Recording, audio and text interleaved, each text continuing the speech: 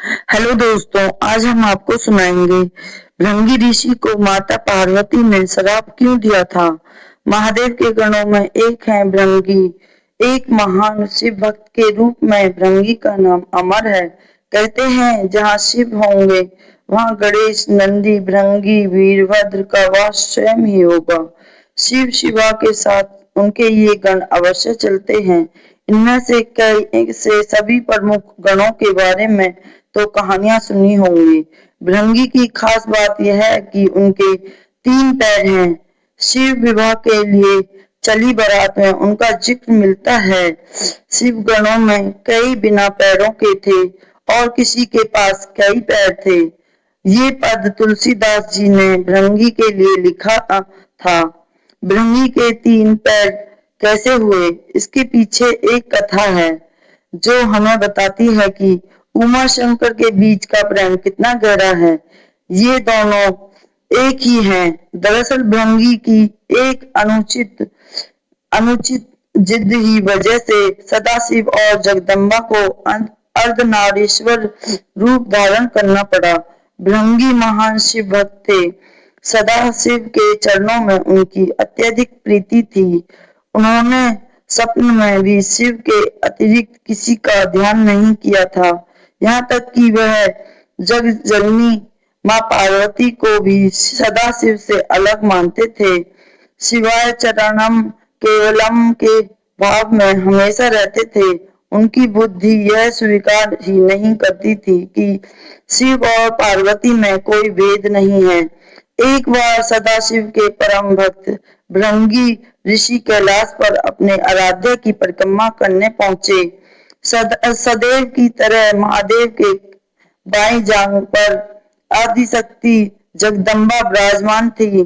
महादेव समाधि में थे और जगदम्बा चैतन्य थी। जगदम्बा के नेत्र खुले थे। भृंगी तो आए थे शिवजी की परिक्रमा करने। शिवजी तो ध्यान मगन थे। शिव प्रेम में भृंगी मत वाले हो रहे थे। वह सिर्फ शिवजी की परिक्रमा करना चाहते थे, क्योंकि ब्रह्मचार्य की उनकी परिभाषा अलग थी। पर क्या करें, पार्वती जी तो शिवजी के बाएं में विराजमान हैं। भृंगी अपना उतावलापन रोक ही नहीं पाए। साहस इतना बढ़ गया कि उन्होंने जगदम्बा से अनुरोध कर दिया कि वह शिवजी से अलग होकर बैठें, ताकि मैं शिवजी की परिक्रमा कर सकूं। जगदम्बा समझ गई कि यह तो तपस्वी, लेकिन इसे ज्ञान नहीं हुआ है, अभी यह अधूरा ज्ञान का है। इसलिए उन्होंने भृंगी की बात को अनसुना किया। भृंगी तो हट में थे, कुछ भी सुनने समझने को तैयार ही नहीं थे। फिर से पार्वती जी से कहा कि आप कुछ देर के लिए हट जाएं, मैं परिक्रमा कर लूं। माँ पार्वती ने इस पर आपत्ति जताई और कहा कि अनुचित बात बंद करो। जगदम्बा महादेव की शक्ति है, वह सदाशिव से पृथक होने को कैसे तैयार होती।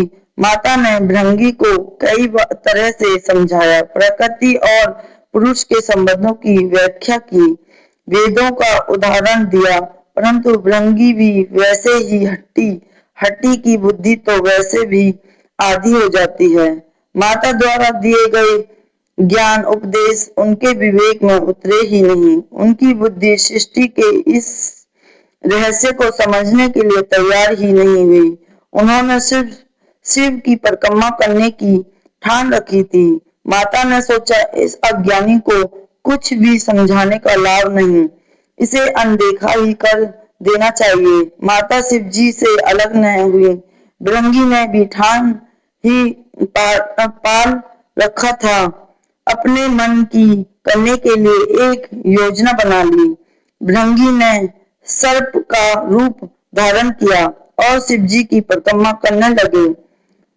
सरकते हुए वह जगदम्बा और महादेव के बीच से निकलने का यत्न करने लगे। उनकी इस दुष्टता का परिणाम हुआ कि शिवजी की समाधि भंग हो गई। उन्होंने समझ लिया कि मूर्ख जगदम्बा को मेरे वास अंग पर देख विचलित है, वह दोनों में भेद कर रहा है। इसे सांकेतिक रूप में समझाने के लिए शिवजी ने तत्काल अर्धनारीश्वरी स्वरूप धारण कर लिया। जगदम्बा अब उन्हीं में विलीन हो गई।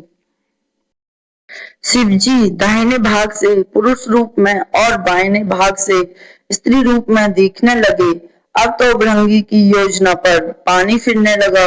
हट्टी का हट तो भगवान से भी ऊपर जाने लगता है। भृंगी ने इतने पर भी हिम्मत नहीं हारी। उन्हें तो बस शिवजी की ही परिक्रमा करनी थी। अपनी जिद पूरी करने के लिए एक और मूर्खता पूर्वक प्रयास किया। अब भृंगी ने चूहे का रूप धारण कर लिया। चूहे के रूप में प्रभु के अर्धनारीश्वर रूप को कुतरकर एक दूसरे से अलग करने की कोशिश में जुट गए। अब यह तो अति थी। शिव भक्त भृंगी की दुष्टता को लगातार सहन करती आ रही जगदम्बा का धैर्य चूक गया। उन्होंने भृंगी को श्राप दिया, हे भृंगी, तू सृष्टि के आदि नियमों का उल्लंघन कर रहा है। यदि तू मात्र शक्ति का सम्मान करने में अपनी हट्टी समझता है तो अभी इसी समय तेरे शरीर से तेरी माता का अंश अलग हो जाएगा। यह श्राप सुनकर स्वयं महादेव भी व्याकुल हो उठे। भृंगी की बुद्धि भले ही हार गई थी, पर महादेव जानते थे कि इस श्राप का मतलब कितना गंभीर है। शरीर विज्ञान की तथोक्त व्याख्या है कि मुताबिक इंसान के शरीर में हड्डियां और पेशियां पिता से मिलती हैं, जबकि रक्त और मांस माता से के अंश से प्राप्त होता है।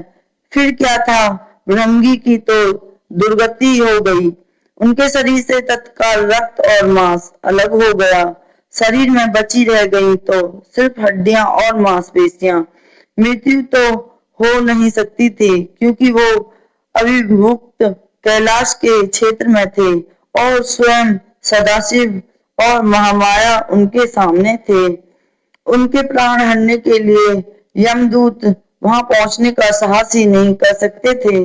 असहाय पीड़ा से भृंगी बेचैन होने लगे। ये श्राप भी आदि शक्ति जगदम्बा का दिया हुआ था। उन्होंने ये श्राप भृंगी की वेद बुद्धि को सही रास्ते पर लाने के लिए दिया था, इसलिए महादेव भी बीच में नहीं पड़े। इस श्राप का लाभ यह हुआ कि भृंगी असहनीय पीड़ा में पड़कर समझ गए कि पितृ शक्ति किसी भी सूरत में मातृ शक्ति से परे नहीं है। माता और पिता मिलकर ही इस शरीर का निर्माण करते हैं, इसलिए दोनों ही पूजने हैं। इसके बाद भृंगी ने असहाय पीड़ा से तड़पते हुए जगदम्बा की अभ्यर्थना की। माता तो माता होती है। उन्होंने तुरंत उन पर कृपा की और पीड़ा समाप्त कर दी। माता ने अपना श्राप वापस लेने का उपक्रम शुरू किया, लेकिन धैर्य ने थे भक्त भृंगी भी। उन्होंने माता का श्राप वापस लेने से रोका। भृंगी ने कहा, माता, मेरी पीड़ा दूर करके आपने मेरे ऊपर बड़ी कृपा की है, परंतु मुझे इसी स्वरूप में रहने दीजिए। मेरा यह स्वरूप संसार के लिए एक उदाहरण होगा। इस सृष्टि में फिर से कोई मेरी तरह भ्रम का शिकार होकर माता और पिता को एक दूसरे से अलग समझने की भूल न करेगा।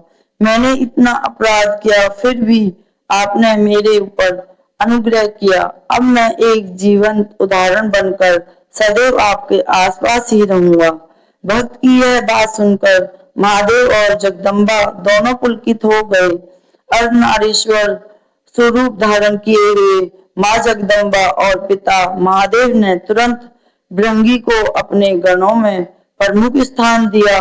भृंगी चलने फिरने में समर्थ हो सके, इसलिए उन्हें तीसरा पैर भी दिया। तीसरे पैर से वह अपने भार को संभालकर शिव पार्वती के साथ चलते हैं।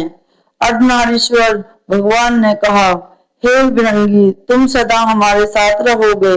तुम्हारी उपस्थिति इस जगत को सदैव होगी कि हर जीव में जितना अंश पुरुष है उतनी ही अंश है नारी। नारी और पुरुष में भेद करने वाले की गति तुम्हारे जैसी हो जाती है। पुरुष और स्त्री मिलकर संसार को आगे बढ़ाएं, दोनों बराबर अंश के योगी हैं। यही सिद्ध करने को मैंने अर्धनारीश्वर रूप धारण किया है।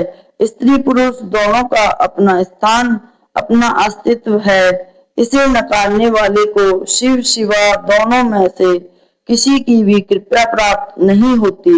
वह जीव मृत्युलोक में सदा शिव शिवा की कृपा के लिए तरसता ही विदा हो जाएगा।